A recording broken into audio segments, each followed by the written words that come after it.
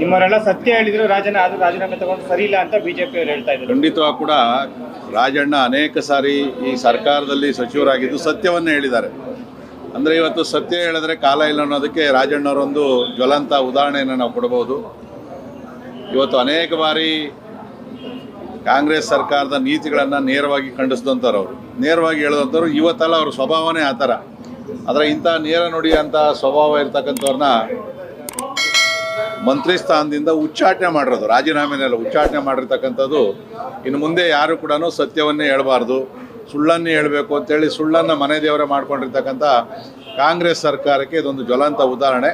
So ನಮಗೆ ಖಂಡಿತವಾಗಿ ಕೂಡ ಇದರಲ್ಲಿ ರಾಜಕೀಯ ಮಾಡುವಂಥ ಉದ್ದೇಶ ಏನಿಲ್ಲ. ರಾಜಣ್ಣವ್ರಿಗೆ ಇವತ್ತೇನು ಆಗಿದೆ ಅನ್ಯಾಯ, ಅದು ಸತ್ಯಕ್ಕೆ ಹೇಳಿದಕ್ಕೋಸ್ಕರ ಅವ್ರಿಗೆ ಬಿದ್ದಂಥ ದೊಡ್ಡ ಹೊಡೆತ.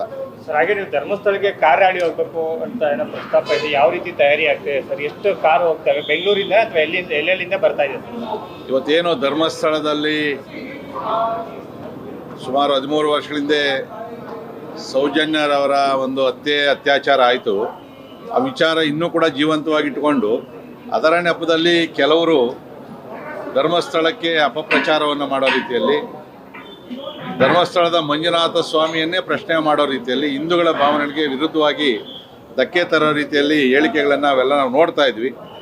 ಆದರೆ ಯಾವತ್ತೂ ಈ ಸೌಜನ್ಯಳ ಕೇಸನ್ನು ಪಕ್ಕಕ್ಕಿಟ್ಟು ಅದರ ನೆಪದಲ್ಲಿ ನಮ್ಮ ಹಿಂದೂ ಧಾರ್ಮಿಕ ಕೇಂದ್ರದ ಮೇಲೆ ಕೂಡ ಇವರು ನೇರವಾಗಿ ಆಪಾದನೆಯನ್ನು ಮಾಡೋದು, ಕೆಟ್ಟ ಹೆಸರನ್ನು ತರಕ್ಕೆ ಬಂದಾಗ ನಾವು ಯಲಾಂಕದಲ್ಲಿ ನಾವು ನಮ್ಮ ಮುಖಂಡರೆಲ್ಲ ತೀರ್ಮಾನವನ್ನು ಮಾಡಿದ್ವಿ, ನಾವು ಧರ್ಮಸ್ಥಳದ ಪರವಾಗಿ ನಿಲ್ಲಬೇಕು ಅಂಥೇಳಿ 16ನೇ ತಾರೀಕು ಬೆಳಗ್ಗೆ 6 ಗಂಟೆಗೆ ನಮ್ಮ ಗ್ರಾಮದಿಂದ ನಾವು ಕಾರುಗಳಲ್ಲಿ ಹೋಗ್ತಾಯಿದ್ವಿ. ನಾವು ಸುಮಾರು ನಾನು ಮೊದಲು 200 ಅಂದ್ಕೊಂಡಿದ್ದೆ, ಆದರೆ ನಿನ್ನೆವರೆಗೂ 375 ವೆಹಿಕಲ್ಗಳ ಸಂಖ್ಯೆ ಕೊಟ್ಟಿದ್ದಾರೆ. ಬಹುಶಃ ಅದು ಇನ್ನೂ ಜಾಸ್ತಿ ಆಗ್ಬೋದು.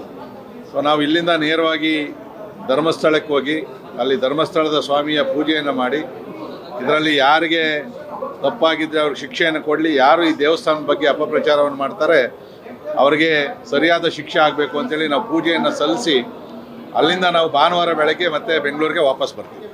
ಲೇಟೆಸ್ಟ್ ಹಾಗೂ ಇಂಟ್ರೆಸ್ಟಿಂಗ್ ಸುದ್ದಿಗಳಿಗಾಗಿ ಬಾಸ್ ಟಿವಿ ಕನ್ನಡ ಚಾನೆಲ್ನ ಸಬ್ಸ್ಕ್ರೈಬ್ ಮಾಡಿ. ಹಾಗೆಯೇ ಬೆಲ್ ಐಕಾನ್ ಪ್ರೆಸ್ ಮಾಡಿ. ಇದರ ಜೊತೆಗೆ ಫೇಸ್ಬುಕ್, ಇನ್ಸ್ಟಾಗ್ರಾಮ್, ಎಕ್ಸ್ನಲ್ಲೂ ಮಿಸ್ ಮಾಡದೆ ಫಾಲೋ ಮಾಡಿ.